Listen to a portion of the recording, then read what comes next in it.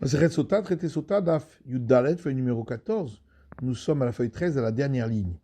Kfar Shalcha Malchut Haresha'a, et la royauté impie, c'est-à-dire de Rome, a déjà une fois envoyé des délégués Tel Gastera Shel Bet Peor auprès du gouverneur de Bet Peor en lui disant Reinu Echan Moshe Kavour, montre-nous où Moïse est enterré.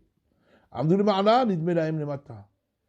Quand ils étaient en haut, il leur a semblé que le tombeau était en bas. Les matins, lorsqu'ils étaient en bas, Nidmelahem Lemala, il leur a semblé que le tombeau était en haut. Nachlekul Shtekitot, ils se sont séparés en deux groupes. Autant de Shamdi Lemala, Nidmelahem Lemata. Mais ceux qui étaient en haut, la voyaient toujours tout en bas. Le matin, et ceux qui étaient en bas, Nidmelahem Lemala, ils la voyaient toujours en haut. Le Kayem Hashenemar, afin d'accomplir ce qui est écrit dans le Deutéronome, le Yada Ish et Kivurato, et personne ne sait où il a été enterré. Rabbi Chama Rabbi Chanina Amar, Rabbi Chama fils de Rabbi Chanina a dit, Av Moshe Rabbeinu eno yodea. Moïse, notre maître lui-même, ne sait pas Echan Kavour, où est-ce qu'il est enterré. Ktiv Achav le Yada Ish et Kivurato, puisqu'il est écrit ici, et aucun homme ne sait où est sa tombe, ou Ktiv Atam, mais il est écrit ailleurs, toujours dans Deutéronome, Moshe Ish ha-Elokim. Et voici la bénédiction qu'a béni Moïse, l'homme du Dieu Tout-Puissant. Dans les deux cas, c'est marqué le terme Ish. Donc, il s'agit de Moïse lui-même. Vraiment, Rabbi Chama Rabbi Chanina, et Rabbi Chama, fils de Rabbi Chanina, dit Moshe etzel Bet Peor. Pourquoi Moïse a-t-il été enterré à côté de Bet Peor? Que de l'chaper al-Maaseh Peor. C'est pour expier la faute d'Israël lorsqu'ils ont pratiqué l'idolâtrie à Péor. Vraiment, Rabbi Chama Rabbi Chanina, et Rabbi Chama, fils de Rabbi Chanina, dit encore, Maï dirtiv. Que veut dire ce verset dans le Deutéronome? Après l'Éternel, votre Dieu Tout-Puissant, vous marcherez. Est-ce qu'un homme peut marcher derrière la présence divine? Voilà qu'il est déjà dit dans le Deutéronome, car l'Éternel, ton Dieu Tout-Puissant, est un feu dévorant. Et là, les halech hachamidotav chez la Kadosh Baruch Hu. Mais ça veut dire marcher derrière la conduite du Saint béni soit-il. Mahou malbi sharomim, de la même manière qu'il vêtit les dénudés, dirtiv, comme il est écrit dans la Genèse, Vayaras Hashem Elokim l'Adam ulishto kotnot or vayel bishem, et l'Éternel, Dieu Tout-Puissant, a fait pour Adam et sa femme des tuniques de peau et il les en a revêtues. Afatal Besharubim, toi aussi, que tu vêtisses les dénudés. Le Saint soit-il a rendu visite aux malades, dirtiv comme il est écrit dans la Genèse, Vayira elav Hashem be'elon et Mamré. L'Éternel est apparu à lui dans les plaines de Mamré, lorsque Abraham était malade après sa circoncision. Afata baker holim, toi aussi, rends visite aux malades. Saint béni soit-il, à consoler les endeuillés, dirtiv comme il est écrit dans la Genèse, Vaya Hare Mot Abraham, et ce fut après la mort d'Abraham, Vayivarech Elokim et Yitzhak Beno, Dieu Tout-Puissant a béni Isaac son fils pour la bénédiction des endeuillés. Afatan Achem Avelim, toi aussi, va consoler les endeuillés. Akashbachou Kavar Metim, Saint béni soit-il, a enterré les morts, dirtiv comme il est écrit dans le Deutéronome Vaïkbor Oto Bagay, et il a enterré à Moïse dans la vallée. Afatak Vormetim, toi aussi, enterre les morts. Kotan Or, donc on a parlé des tuniques de peau dont il a revêtu Adam et sa femme. Rav Shmuel, il y a une discussion entre Rav Shmuel. Hadamar, l'a dit Davar Abo Menaor. C'est des tuniques qui sont faites avec quelque chose qui pousse sur la peau, c'est-à-dire la laine. Hadamar Davar Sheon et Namimenu. Et l'autre dit quelque chose dont la peau prend plaisir à ce qu'il la revêtisse, c'est le lin. Darash Rav Simlai a expliqué l'explication suivante. Torah Trilatak Minut Rasadim. La Torah, au début, elle commence par parler de bienfaisance, mais Sofak Minut Rasadim, et à la fin aussi de bienfaisance. Trilatak Minut Rasadim, Son début, c'est de la bienfaisance, dirtiv, comme il est écrit. Et l'Éternel Dieu Tout-Puissant a fait pour Adam et sa femme des tuniques de peau et les en a revêtus. Mais Sofak Melut Chassadim. Et sa fin est également de la bienfaisance, dirtiv, comme il est écrit avec Boroto Bagay, et il l'a enterré dans la vallée. Darash Rabbi Simlaï. Rabbi Simlaï a donné l'explication suivante. Pourquoi Moïse, notre maître, a-t-il désiré entrer en terre d'Israël? Est-ce qu'il avait besoin de manger ses fruits? Ou de se rassasier de ses bonnes choses? Ou tsarir, c'est ça qu'il avait besoin. Et la Kachama Moshe, seulement ainsi a dit Moïse. Israël, beaucoup de commandements ont reçu Israël, Israël, qui ne peuvent être accomplis qu'en terre d'Israël. Et que je puisse entrer dans la terre d'Israël, que a dit, afin que tous ces commandements, je puisse les accomplir. Alors que je vois il lui a dit, est-ce que tu désires donc seulement recevoir la récompense?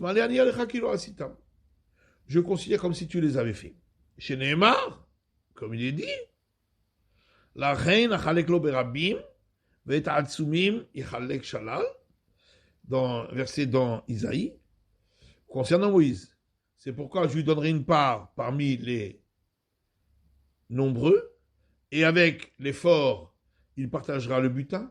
Tachatache eran lamut nafsho, parce que il a donné sa vie pour être prêt à mourir. Il a été compté parmi les pécheurs. Et lui, il a supporté la faute des nombreux. Et il prie pour ceux qui ont péché. Donc le début du verset, c'est pourquoi je lui donnerai une part parmi les nombreux. Peut-être ça veut dire comme les derniers, pas comme les premiers. Non, c'est écrit avec ceux qui sont forts, il partagera le butin qu'Abraham, Yitzhak et Yaakov. Comme Abraham, Yitzhak et Yaakov, Shem Atsumim, Torah et Mitzvot, ils sont forts dans la Torah et les Mitzvot. Et donc, avec eux, il partage le butin. Parce que c'est quelque chose qu'il reçoit sans avoir travaillé, puisqu'il va recevoir la récompense des commandements qu'on peut accomplir en terre d'Israël. Tachadashera, la suite du verset, parce que il a donné sa vie et a été prêt à mourir.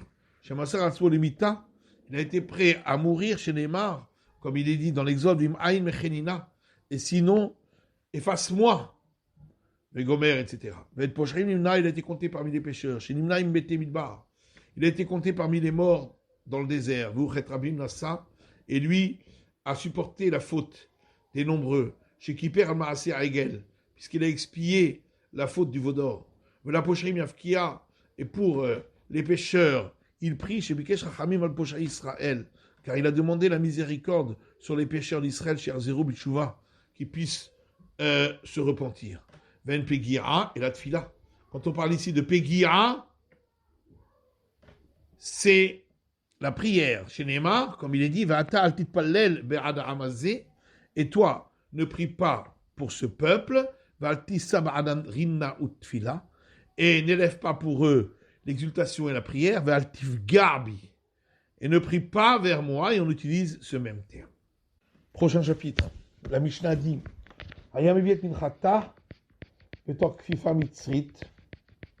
Le mari a porté l'oblation de sa femme, qui avait été suspectée d'adultère, dans un panier fait de feuilles de palmier. Venonta l'yedeha, et il la mettait sur ses mains à elle, pour la fatiguer.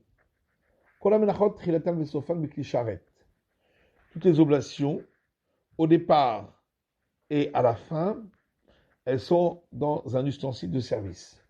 Zou, alors que celle, la trilata b'kfifa mitzrit. Au départ, elle était dans un panier en feuilles de palmier. Le sofa b'kli charret. Et à la fin, dans un ustensile de service.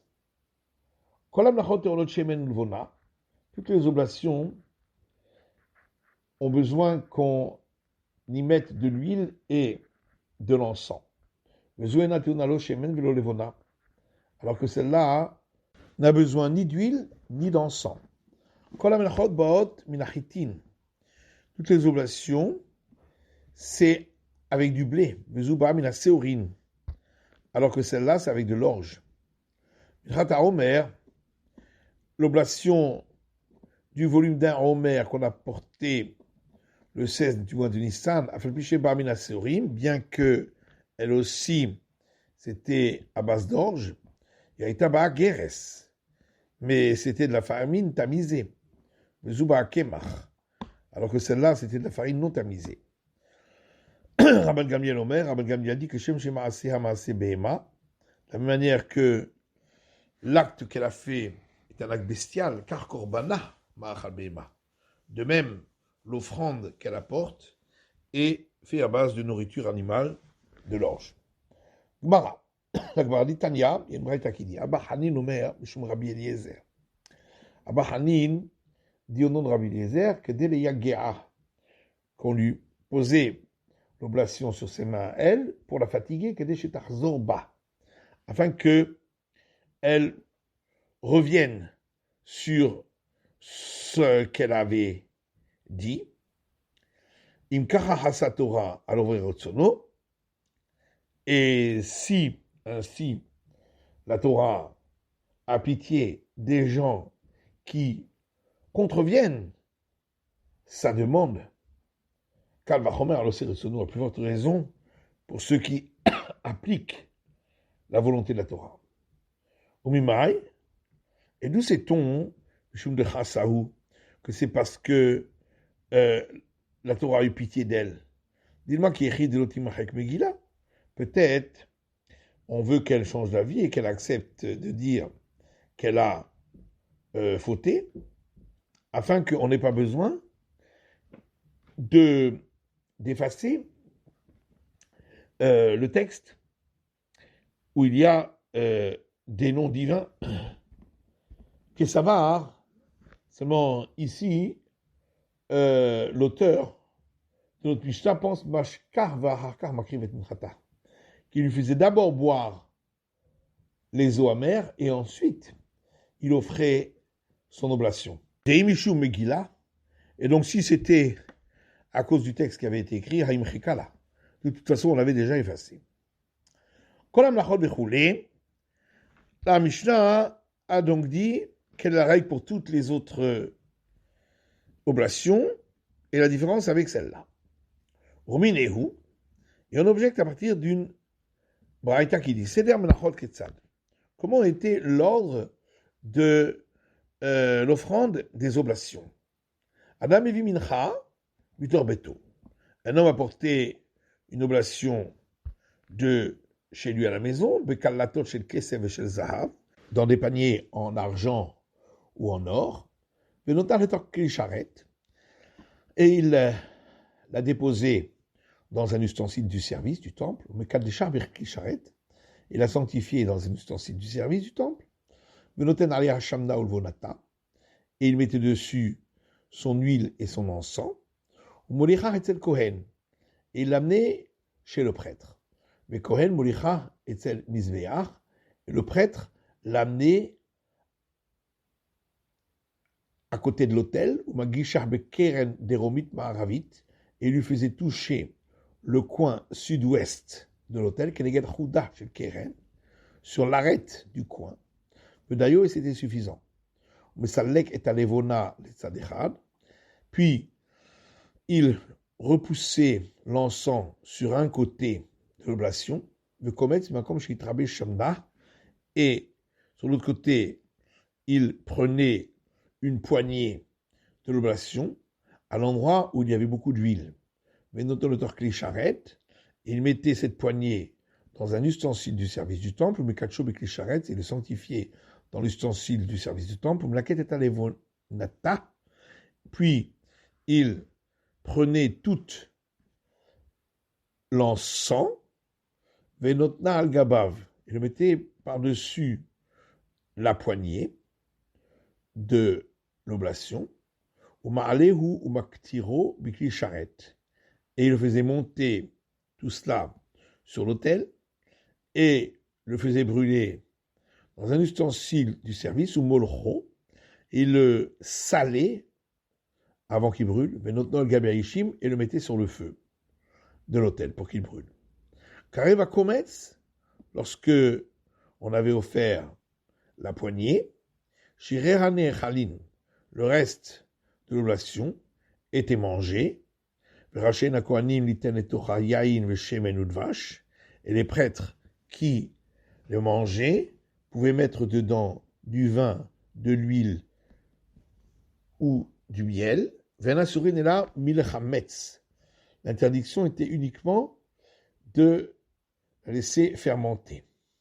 Katan et Mira, en tout cas, on voit dans cette braïta, Bekalatot shel kesef et Bekalatot shel zahav, qu'on l'a porté dans des paniers en or, argent ou des paniers en or, et ensuite on sanctifiait dans un ustensile du service. Donc au départ, ce n'était pas dans un ustensile du service. Or la Mishnah dit qu'au départ, on la mettait dans un ustensile du service. Amar Papa Biklelim Areouyi Nikle Sharet. Papa dit, il faut dire dans la Mishnah qu'on la mettait dans des ustensiles qui étaient aptes à être des ustensiles du service, parce que c'était des ustensiles en argent ou en or. Et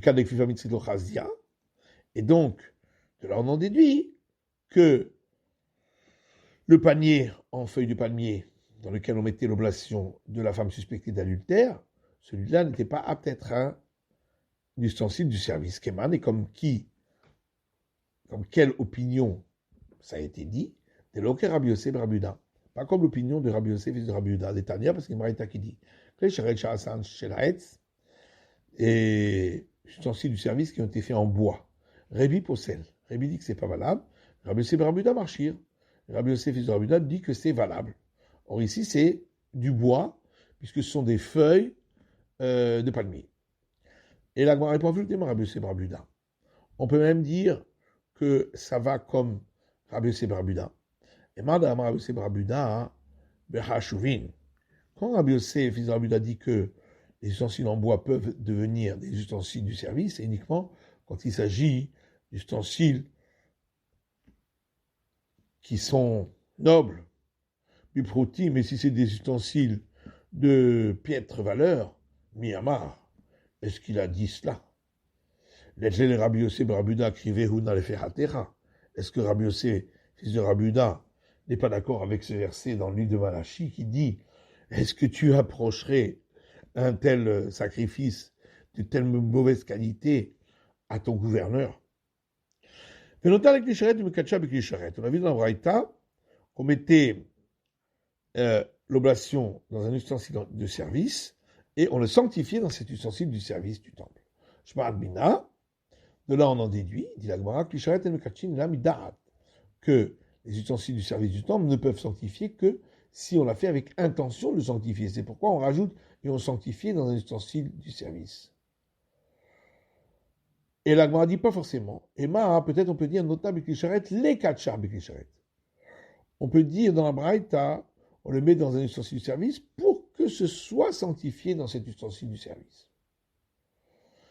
Venoten alea shimna veulvonata. On a vu dans la Braïta qu'on mettait sur l'oblation son huile et son encens. Chez Neymar, comme il est dit la Gemara, dans le Lévitique, il versera dessus de l'huile. Venoten alea levona. Et il mettra dessus de l'encens. La Braïta dit, on a porté l'oblation chez le prêtre, dirtif, comme il est écrit dans Lévitique, Veviera, El Bene Aaron Vegomer, et il la portera au fils d'Aaron, etc. La Braïta dit que le prêtre l'amenait à côté de l'autel, dirtif, la Gemara dit, car il y a un verset dans Lévitique qui dit, il le fera, il l'approchera proche de l'autel.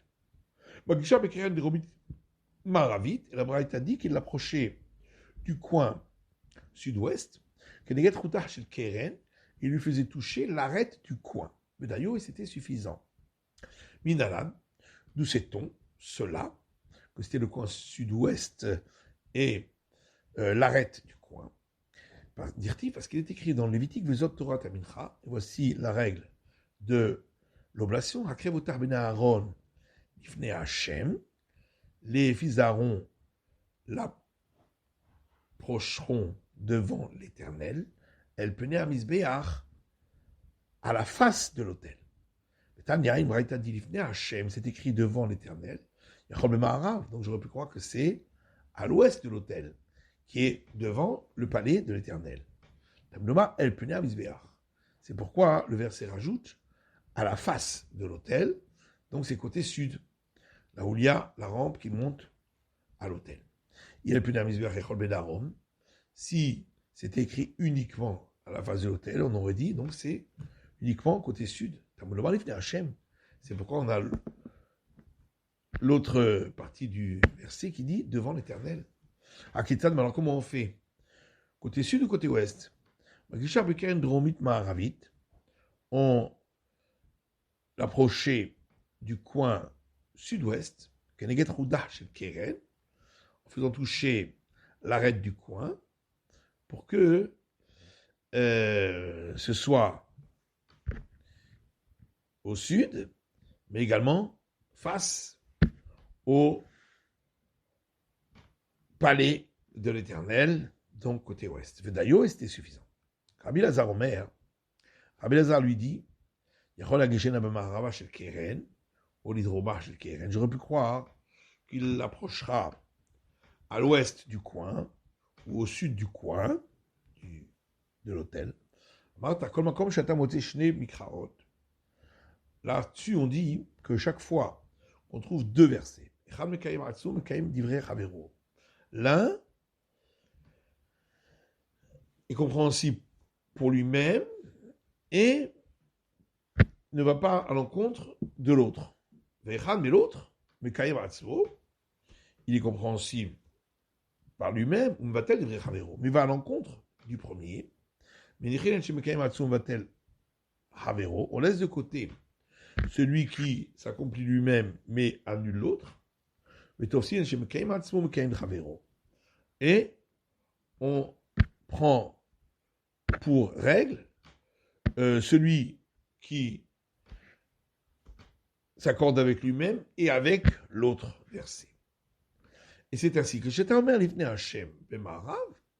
tu dis que c'est devant l'Éternel qu'on l'a approché, alors ça veut dire à l'ouest.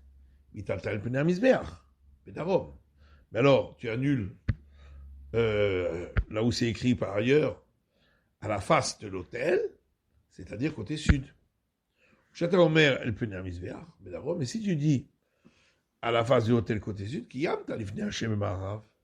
tu auras aussi accompli l'autre passage qui dit devant l'Éternel, donc à l'ouest. Haketsan. Et donc, comment fait-on? Magisha l'hydroma shel Keren, on lui l'approchait du sud du coin sud-ouest. Vechan kiyamta. Donc on dit, mais comment peut-on dire qu'avec ce verset, on accomplit également l'autre verset? Amar Ravashi répond que ça va Haïtana, que cet auteur-là, Rabbi Eliezer, pense que tout l'autel se trouvait sur la partie nord du parvis du temple, et donc même la façade sud de l'autel était face au palais de l'Éternel qui se trouvait exactement au centre du parvis, comme l'était aussi le côté sud de l'autel, au centre du parvis. Maïvedayo, la Guanique, ça veut dire et cela suffit. Ravashi dit on a besoin de dire ceci. Parce qu'on aurait pu croire qu'il faudrait que l'oblation elle-même touche l'autel. Quand je parle là, c'est pour ça qu'on vient m'apprendre qu'il suffit que l'ustensile dans lequel elle se trouve touche l'autel. Et pourquoi dirait-on pas effectivement qu'il faut que ce soit l'oblation elle-même qui touche? Parce que le verset dit, il approchera du prêtre, Végomer, etc. Et il approchera de l'autel. Donc Donc, de la même manière que quand on approchait du prêtre, elle était dans un ustensile, Afagasha et Misbéach. De même, lorsqu'on approchait de l'autel, Bikli, elle était dans un ustensile. Et on a vu dans la Braïta qu'on repoussait l'encens de l'autre côté pour pouvoir prendre la poignée. Pour ne pas que un peu d'encens soit pris dans la poignée de l'oblation. Qui est éteint, que c'est marqué dans une Braïta. Kamatz, s'il a pris une poignée, et il y avait dedans un caillou, au garger melach, ou un grain de sel, au koret levona, ou un petit grain d'encens, pasoul, c'est pas valable parce qu'il manque un petit peu du volume de la poignée. Mais comment est-ce que j'ai trabé Shamna? Et on a vu dans Braïta qu'il prenait la poignée de l'endroit où il y avait beaucoup d'huile. Mais Nana nous le sait dirtif parce qu'il est écrit dans le verset, dans Lévitique, Misolta ou Mishamna, de sa fleur de farine et de son huile. Et dans un autre verset, Migirsa ou Mishamna, de sa farine tamisée et de son huile. Mais notre temps Klisharet, mais Kacho Klisharet. On a vu dans Braïta qu'on prenait la poignée, on la mettait dans un ustensile du service du temple, et on la sanctifiait dans cet ustensile du service du temple. Là, Malier, qu'est-ce qu'on a besoin de le mettre à nouveau dans un ustensile du service du temple, la Kitcha, Khalazimna, voilà qu'on l'a déjà sanctifié quand on a mis l'ensemble de l'oblation dans l'ustensile du service du temple au départ. La grande immédiate l'avait Adam. Parce que on fait un parallèle avec le sang. Dam, le sang du sacrifice, Afalgad de Kadishte Sakin, Betsavabema. Bien que le couteau de l'abattage rituel, qui était un couteau du service du temple, sanctifiait le sang en coupant le cou de l'animal, Adam Magdishle Bikli Sharet. Il fallait à nouveau sanctifier ce sang en le recevant dans une coupe du service du temple.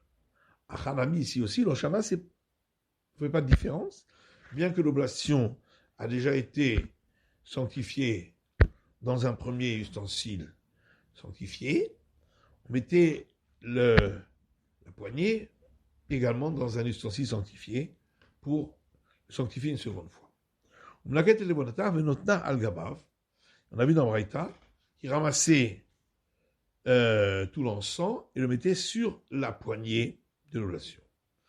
Et la Gemara dit l'irtif, c'est écrit dans le verset dans Lévitique, va être kol alevona asher ala mincha, et tout l'encens qui se trouvait sur l'oblation. C'est la fin de l'étude du Daf Yud Dalet de la feuille numéro 14.